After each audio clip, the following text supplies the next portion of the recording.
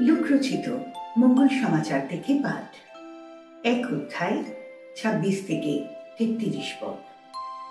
ত্রাণকর্তা যিশুর জন্ম সংবাদ। 6ষ্ঠ মাসে ঈশ্বর স্বর্গদূত গাব্রিয়েলকে গালিলিয়া প্রদেশের নাজারেত শহরে পাঠালেন একটি কুমারীর কাছে। সেই কুমারী যোসেফ নামে পরিচিত দাউদ বংশীয় একজনের বাগদত্তাবধূ ছিলেন।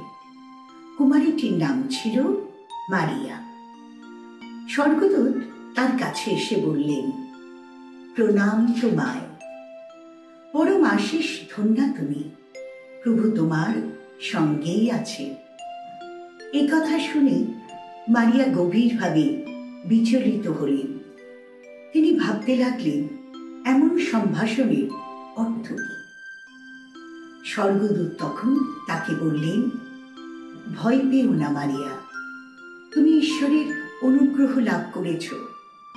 শোনো, গর্ভ ধারণ করে তুমি একটি পুত্রের জন্ম দেবে, তার নাম রাখবে যিশু। তিনি মহান হয়ে উঠবেন, পরাৎপরের পুত্র বলে পরিচিত হবেন। প্রভু ঈশ্বর তাকে দান করবেন তার পিতৃপুরুষ দাউদের সিংহাসন। যাকব বংশের উপর তিনি চিরকাল রাজত্ব করবেন, অশেষ হবে তার রাজত্ব।